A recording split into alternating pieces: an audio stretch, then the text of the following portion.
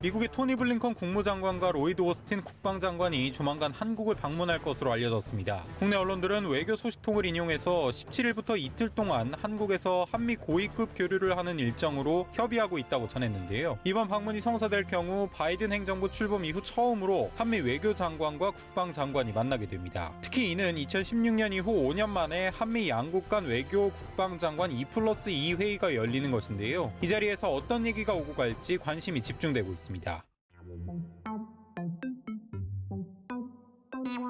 가장 먼저 의제가 될 것으로 보이는 주제는 주한미군 방위비 분담금 문제입니다. 한미 방위비 분담금 특별협정은 바이든 미국 대통령 취임 이후 급물살을 타고 있죠. 방위비 분담 특별협정은 트럼프 전 대통령 재직 시절 미국이 무리하게 분담금을 늘리라고 요구하면서 오랫동안 교착 상태에 빠졌지만 미국 행정부가 교체된 이후 한미 양국은 빠른 시일 내에 협정을 마무리 짓자는 데 공감대를 형성하고 있는데요. 여기에 바이든 대통령이 주동미군 철수 계획을 중단한다고 밝히면서 주한미군 감축 도 잦아들 것이라는 전망이 나오고 있습니다. 이런 가운데 한미 양국은 이달 들어 미국 워싱턴 DC에서 방위비 협상을 벌이고 있는데요. 정은보 한미 방위비 분담금 협상 대사와 도나 웰튼 미 국무부 방위비 분담 협상 대표가 각각 수석 대표로 참석한 가운데 열린 이번 협상에서 양측은 그동안 협의해온 입장을 토대로 대면 회의에서 쟁점에 대한 막판 절충을 시도한 것으로 알려졌습니다. 협상에 앞서 정은보 대사는 원칙적 측면에서 대부분 쟁점 사항들이 해소되도록 하기 위해 노력하겠다는 각오를 밝혔습니다. CNN 등 미국 언론이 지난달 한국의 방위비 분담금을 13% 인상하는 단연 계약에 합의할 가능성이 크다고 보도했고 월스트리트 저널도 최근 한미 관리들을 인용해서 양국이 5개년 협정에 근접했다고 보도하는 등 협상이 마무리 단계에 접어들었다는 평가가 나오고 있는데요. 미국 언론이 보도한 대로 13% 증액하는 방안은 이미 지난해 3월 잠정 합의한 내용입니다. 다만 당시 트럼프 대통령의 거부로 최종 합의에 이르지 못했는데요. 현재 우리 정부는 13% 인상안이 최대치라는 입장을 유지하고 미국의 입장도 크게 다르지 않은 데다 협정 기간과 관련해선 양측 모두 단연 계약에 공감하는 것으로 알려져 큰 갈등 없이 합의에 이를 것이라는 기대가 나오고 있습니다. 이번 협상이 마무리되는 대로 블링컨 국무장관이 한국을 찾아 합의안을 발표할 가능성에 무게가 실리고 있습니다. 방위비 분담금 문제에 이어서 한미 외교안보수장은 북한 대응 방안을 고려할 것으로 예상되고 있습니다. 앞서 바이든 미국 대통령은 북한의 핵 문제를 해결해야 할 위협이라고 평가하고 동맹인 한국, 일본과 협력을 통한 핵 위협 감소를 위해 외교관에 권한을 부여하겠다고 밝혔는데요. 백악관이 공개한 국가안보전략 중간 지침에는 북한에 관한 언급이 2번에 걸쳐 등장합니다. 바이든 대통령은 전 세계적인 힘의 배분이 새로운 위협을 만들고 있다면서 중국과 러시아, 이란, 그리고 북한을 언급했는데요. 바이든 대통령은 이란, 북한 같은 영내 행위자들은 게임 체인저 능력과 기술을 계속 추구하면서 미국의 동맹을 위협하고 영내 안정에 도전하고 있다고 평가했죠. 게다가 웬디 셔먼 미국 국무부 부장관 지명자 역시 최근 북한 핵 위협에 대한 대응 방안을 언급했는데요. 셔먼 지명자는 3일 미국 상원 외교위원회에서 열린 인준청문회에서 북한 정권과 연루된 개인이나 단체, 기관에 대한 제3자 금융 제재인 세컨더리 보이콧을 강화하는 방안도 고려 중이라고 밝혔습니다. 셔먼 지명자는 특히 북한 문제는 매우 어려운 과제라는 점을 강조하면서 한국, 일본 같은 영내 동맹국과 파트너는 물론 이해관계가 있는 모든 국가들과 함께 북핵 대응이 이루어져야 한다고 밝혔는데요. 셔먼 지명자는 이어 유관국들과 함께 김정은 위원장이 더 많은 핵무기와 더 진전된 운반 시스템을 개발하지 못하게 하고 영내와 전 세계에 더 큰 위협을 가하지 않도록 해야 한다고 덧붙였습니다. 셔먼 지명자에 이어 대북 압박을 주문하는 미국 정치권의 목소리는 계속되고 있는데요. 애덤 스미스 하원 군사위원장은 지난 5일 브루킹스 연구소 화상 대담에서 우리는 북한을 봉쇄할 필요가 있다고 강조하면서 대화는 할 수 있지만 핵심은 억지와 봉쇄라고 주장했습니다. 스미스 위원장은 한반도에서 북한과의 전쟁을 막기 위해 미국이 취해야 하는 전략에 대해 이 같은 의견을 밝혔는데요. 억지와 봉쇄 정책이 한반도에서 군사 충돌이 벌어질 가능성을 낮춰줄 것이라고 진단하면서 이를 위해서는 한국과 미국군이 충분한 역량을 갖춰야 한다고 덧붙였습니다. 스미스 위원장은 이어 북한이 핵무기를 꺼내들 생각도 하지 못하도록 해야 한다고 주장하면서 김정은 위원장이 핵무기를 사용하려고 한다면 자신은 끝난다는 점을 이해시켜야 한다고 말했습니다. 특히 한국을 공격하려고 한다면 한다면 김정은도 그의 정권도 더 존재하지 않을 것이라면서 강력한 대북 압박을 주문했습니다. 이렇게 미국이 최근 북핵 문제를 심각하게 받아들이고 있는 이유는 북한이 핵시설을 여전히 가동하고 있다는 증거가 속속 드러났기 때문입니다. 국제원자력기구 IAEA는 북한의 일부 핵시설이 여전히 가동되고 있는 정황을 포착했다고 밝혔는데요. 라파엘 그로시 IAEA 사무총장은 1일 오스트리아의 빈에서 열린 올해 첫 정기 이사회에서 북한의 실험용 경수로에서 지난해 말 진행한 냉각수 시설 시험을 포함해 내부 공사를 지속하고 있다는 증거를 발견했다고 공개했습니다. 그로시 사무총장은 현재로서는 영변의 원심 분리기 농축 시설에서 농축 우라늄을 생산하고 있다는 징후는 없다면서도 평양 인근 강선 지역에서는 핵 관련 활동이 진행 중이라는 정황이 있다고 설명했습니다. 그로시 사무총장은 이어 북한이 5메가와트 원자로를 가동하고 있는 조짐은 없지만 방사 화학 실험실에 사용되는 화학 발전소를 운영하는 것으로 보인다고 덧붙였습니다. 그로시 사무총장은 이어서 북한의 핵 활동이 여전히 IAEA의 심각한 우려로 남아있다며 북한의 핵 프로그램 지속은 유엔 안전보장이사회 결의를 명백히 위반하는 것으로 심히 유감스럽다고 말했습니다. 이렇게 미국 정치권에서 북한에 대한 압박 정책이 계속해서 거론되고 있는 가운데 우리 정부는 북한과의 대화를 지속적으로 추진하고 있죠. 문재인 대통령은 3.1절 기념사에서 동북아 방역, 보건협력체나 도쿄올림픽 등에 북한이 참여한다면 대화에 물꼬를 틀 수 있다는 구상을 밝힌 바 있는데요. 문 대통령은 구체적으로 북한을 참여시킨 동북아 평화 프로세스를 위해서 도쿄올림픽 성공 개최를 거론했습니다. 지난 2018년 평창 동계올림픽처럼 도쿄올림픽을 북미 간 대화를 푸는 무대로 활용하겠다는 구상인데요. 코로나19 상황이 여전히 불안하지만 우리 정부도 도쿄올림픽이 정상적으로 개최된다면 김정은 위원장을 초청해서 남, 북, 미가 다시 한자리에 모이는 계기를 만들 수 있다는 것입니다. 문재인 대통령은 또 코로나19와 같은 글로벌 이슈에서 국제사회와 공동으로 대처할 것을 북한에 요청했는데요. 문 대통령은 지난해 12월에는 미국과 중국, 러시아, 몽골과 함께 동북아 방역 보건협력체를 출범시켰다면서 일본도 참여를 검토하고 있으며 나아가 북한도 함께 참여하기를 기대한다고 밝혔습니다. 문 대통령은 그러면서 국민의 생명과 안전을 지키기 위한 동북아 방역 보건협력체 참여를 시작으로 북한이 영내 국가들과 협력하고 교류하게 되길 희망한다면서 한반도와 동아시아의 상생과 평화의 물꼬를 트는 힘이 될 것이라며 다시 한번 북한의 동북아 방역 보건협력체 동참을 촉구했는데요. 문 대통령은 특히 한반도 비핵화와 항구적 평화를 위해서도 변함없이 노력할 것이라면서 전쟁 불용과 상호 안전 보장, 공동 번영이란 3대 원칙에 입각해서 남북 관계를 발전시켜 나갈 것이라면서 북한을 향해 대화에 나설 것을 요청했습니다. 문 대통령은 지난해 3.1절 기념사에서도 한반도 평화와 공동 번영이 진정한 독립이자 새로운 독립의 완성이라면서 북한을 향해 코로나19를 비롯한 비전통적 안보 위협 대응을 위한 보건 분야 공동 협력에 참여할 것을 촉구한 바 있죠. 문 대통령이 집권 마지막 해인 올해 한반도 평화 프로세스를 정착시키기 위해 노력하고 있다는 점을 고려해 볼 때 한미 양국이 북핵 대응 방안을 구체화시키기 위해서 이번 바이든 행정부의 핵심 인사의 방안이 그 첫걸음이 될 것이라는 전망이 많습니다. 마지막으로 블링컨 장관이 일본을 함께 방문하는 만큼 한미일 삼각 공조에 관한 로드맵이 거론될 것이라는 전망이 나오고 있습니다. 우리 정부 역시 일본과의 관계 개선을 통해 한미일 연대를 강화하겠다는 의지를 보여줬는데요. 문재인 대통령은 3.1절 기념사를 통해서 과거에 발목 잡혀 있을 순 없다면서 우리 정부는 언제든 일본 정부와 마주 앉아 대화를 나눌 준비가 되어 있다고 밝혔죠. 문 대통령은 역지사지의 자세로 머리를 맞대면 과거의 문제도 얼마든지 현명하게 해결할 수 있을 것이라고 확신한다면서 일본을 향해 메시지를 던졌습니다. 다만 일본은 문 대통령의 대화 제의에 대해서 별다른 호응이 없이 기존 입장을 되풀이하고 있죠. 가토 가스노부 일본 관방장관은 1일 정례 기자회견에서 한국은 중요한 이웃나라지만 현재 한일 관계가 징용소송과 위안부 문제 등으로 매우 어려운 상황에 처해 있다고 말하면서 중요한 것은 양국 간 현안 해결을 위해서 한국이 책임지고 구체적으로 대응하는 것이라면서 현안 해결을 위한 한국 측의 구체적인 제안을 주시하고 싶다고 덧붙였는데요. 가토 장관은 그러면서 한일 관계를 건전한 관계로 되돌리기 위해서라도 일본의 일관된 입장에 근거해 계속해서 한국 측의 적절한 대응을 강하게 요구해 나간다는 것에는 변함이 없다는 기존 입장을 되풀이하면서 향후 한일 관계의 향방은 여전히 안개 속입니다. 이번 미국 국무장관과 국방장관의 방안은 바이든 행정부가 출범 직후부터 계속해서 강조해온 한미일 3국 공조가 본격적으로 실행되는 첫 단계입니다. 한일 관계 개선과 북한 문제 대응이라는 두 가지 과제를 마주한 문재인 정부가 미국과 어떤 의견을 교환할지에 대한 다양한 의견들이 나오고 있는데요. 앞으로 계속 관심을 갖고 전해드리도록 하겠습니다. 시청해주신 분들 모두 감사드립니다.